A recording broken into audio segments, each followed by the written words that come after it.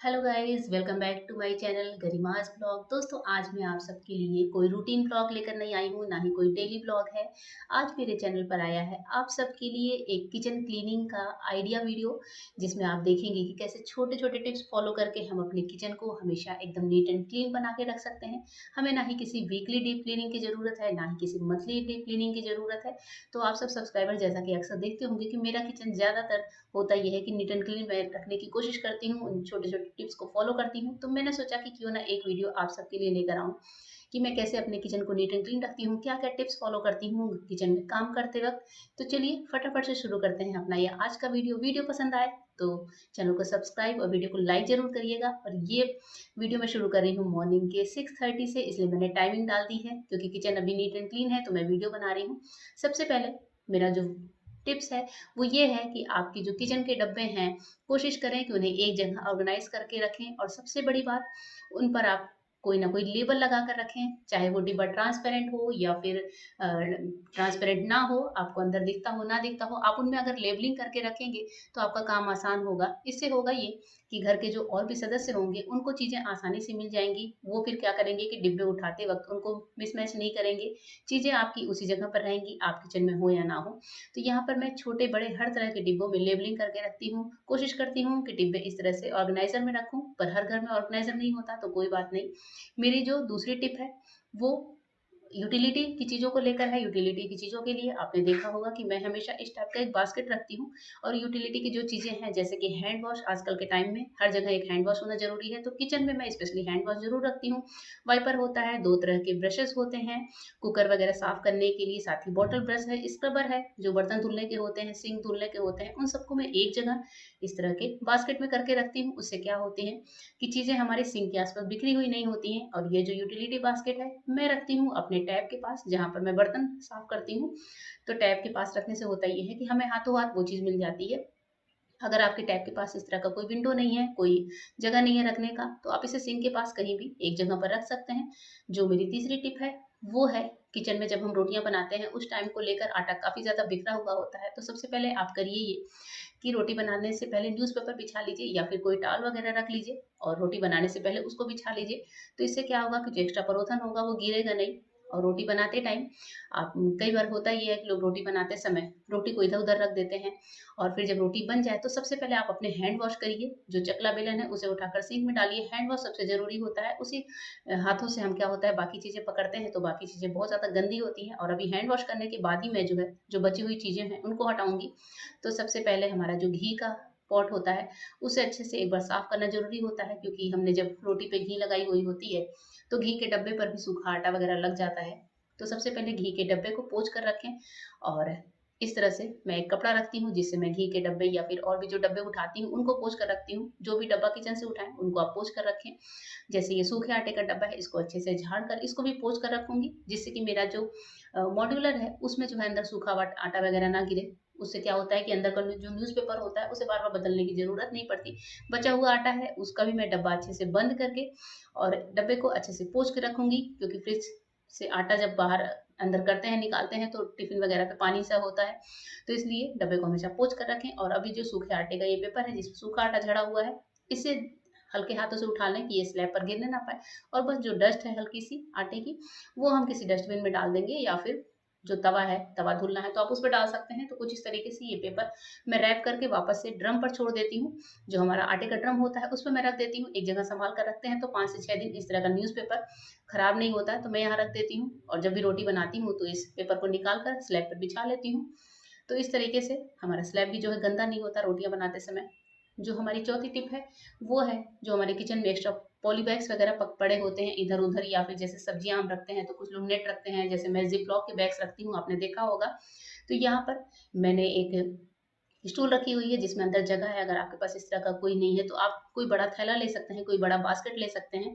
और जैसे जो मैं डिब्बों पे लेवलिंग करती हूँ, वो है ज़िप-लॉक बैग्स का पूरा बंडल है। साथ ही कुछ पॉलीथीन्स वगैरह हैं, आते हैं जो हर घर में हर लेडीज़ इकट्ठी करती हैं।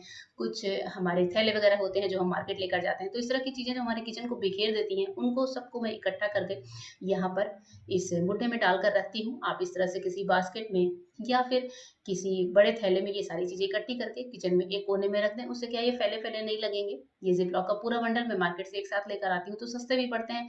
ज़िप-लॉक को मैं निकालती हूँ, सब्जियाँ रखती हूँ और उसके बाद से उसी ज़िप-लॉक को वॉश करके मैं अच्छे से धूप में फैला देती हूँ और जिससे वो दोबारा सब्जी रखने के काम आ जाता है। तो कुछ इस तरीके से थोड़े बचत के साथ, थोड़ी समझदारी के साथ हम अपने किचन को और अच्छे से चला सकते हैं।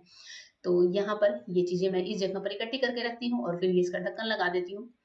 और अभी आते हैं अपने नेक्स्ट टिप पर, जो मैं आपको दिखा रही हूँ कि किचन में जब भी आप कोई काम कराएँ, कभी कोई कारपेंटर आपके घर आए, तो इस तरह के हुक्स ज़रूर आप लगवा कर रखें, चाहे आपके पास मॉड्यूलर किचन हो या ना हो, सिंपल दीवार पर भी आप ये हुक लगा सकते हैं। और इस हुक में बहुत सारी चीज़ें हो जो हम टाँग कर रख सकते हैं, जैसे मैंने यहाँ पर अपना क्रशर टाँगा हुआ है और बड़ा दूध का छन्ना है और प्रेशर कुकर का ढक्कन होता है। वो सारे बर्तन हम यहाँ पर टाँग कर रख सकते हैं, जिसमें कि हैंडल होता है जो टाँगने में आसान हो। इस तरह के बर्तन क्या होते हैं, जगह बहुत ज़्यादा घेरते हैं, तो अगर हम टाँग कर रखें तो एक जगह पर वो पड़े रहेंगे और सबसे बड़ी बात, ज़रूरत के समय ये हमारे हाथ आ जाते हैं, हमें आसानी से मिल जाते हैं। तो कुछ इस तरीके से ये हुक बहुत काम के होते हैं। अगर आपके घर में ऐसे हुक नहीं है, तो आप सिंपल प्लास्टिक वाले हुक भी अपने किचन में लगा सकते हैं, ज़रूरत पड़ने पर अलग-अलग जगहों पर उसमें चीज़ें टाँग कर रख सकते हैं। तो इस तरह से हैंग करने से जो है काम आसान होता है, चीज़ें हमारी हमें जगह पे मिल जाती हैं। तो मैं ये काम ज़रूर करती हूँ, दोनों हैंगर्स में अपनी चीज़ें हैंग करके रखती हूँ। अब आते हैं नेक्स्ट टिप की तरफ, जो बहुत ही इम्पोर्टेंट है, कचरा रखने को लेकर। जो भी हमारे घर का वो कचरा होता है जिसे हम गाय को खिला सकते हैं, या वो कचरा, गीला कचरा जिससे किचन में बदबू सी आ सकती है, तो उसे एक जगह इकट्ठा करके रखें। चाय पत्ती के गीले कचरे के लिए मैं छोटा-सा जो बॉल है वो रखती हूँ। साथ ही सब्जियों के कचरे के लिए जो रेड बास्केट है वो रखती हूँ। सब्जियों का कचरा जब भी इकट्ठा हो जाता है पूरे दिन का, सुबह से लेकर दोपहर तक का, तो फिर मैं गाय को डलवा देती हूँ, या बाहर का डस्टबिन है वहां डलवा देती हूँ। और ये जो गीला कचरा है ये भी बाहर डस्टबिन में डलवा देती हूँ, क्योंकि दिन भर में 3 से 4 बार चाय बनती है, तो चाय पत्ती अच्छी खासी इकट्ठी हो जाती है।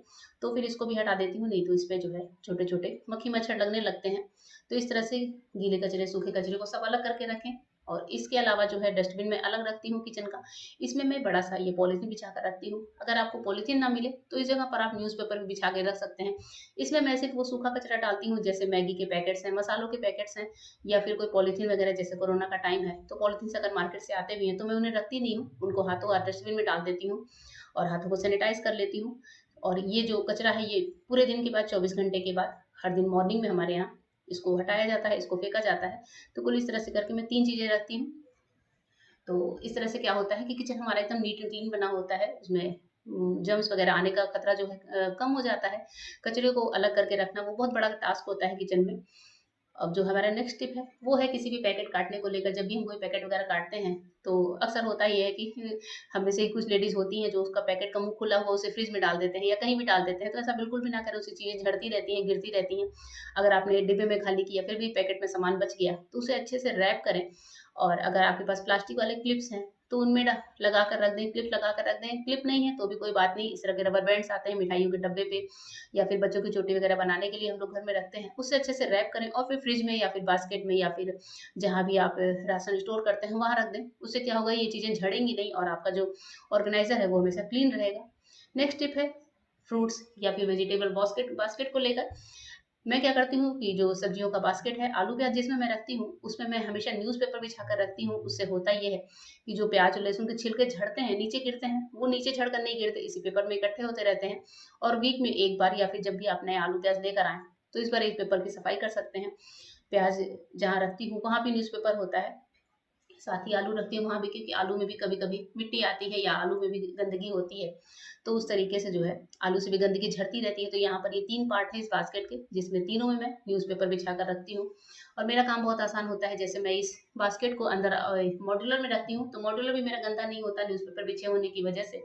हमारे आलू प्याज की जो गंदगी है वो पेपर में झड़ती है और वीक में एक बार पेपर को मैं चेंज भी कर देती हूँ, जो भी गंदगी होती है वो झाड़ देती हूँ। तो कुछ इस तरीके से हम अपने किचन को नीट एंड क्लीन बना सकते हैं। नेक्स्ट टिप बहुत इंपॉर्टेंट है दोस्तों, किचन के आसपास जो भी मॉड्यूलर होता है जहाँ पर सनमाइका लगा होता है, उस पर आप एक काम करें कि क्लिंग फिल्म ले लें और अच्छे से क्लिंग फिल्म को इस जगह पर रैप कर दें। ये मेरे कुक टॉप के जस्ट बगल वाली अलमीरा है, जो कबर्ड बोल सकते हैं, मॉड्यूलर बना हुआ है, उस पर मैं ये हमेशा इस तरह का क्लिंग फिल्म चढ़ा कर रखती हूँ और महीने में एक बार इसको चेंज कर देती हूँ। तो जो भी तेल घी की छींटे वगैरह होते हैं वो सब इस क्लिंग फिल्म पे आते हैं, और जब किचन की क्लीनिंग करें तो गीले कपड़े से क्लिंग फिल्म पोंछ दें तो पॉलिथीन भी साफ हो जाती है। तो इस तरीके से मैं ऊपर तक ये डालकर रखती हूँ क्लिंग फिल्म की शीट चढ़ाकर।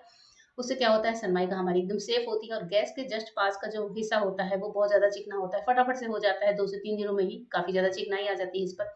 तो क्लीन फिल्म चढ़ाने का ये आइडिया आपको कैसा लगा? तो मैं कुछ यूँ करती हूँ अपने किचन की क्लीनिंग कुछ इन टिप्स के साथ। आई होप आपको मेरा ये आज का वीडियो पसंद आया होगा, और वीडियो पसंद आया हो तो ऑब्वियस है चैनल को सब्सक्राइब, वीडियो को लाइक करना बनता है, इससे मुझे भी हेल्प मिलेगी, मोटिवेशन मिलेगी आप सबसे। तो फिर मिलूंगी अपने नए वीडियोस में, तब तक के लिए गुड बाय, थैंक यू।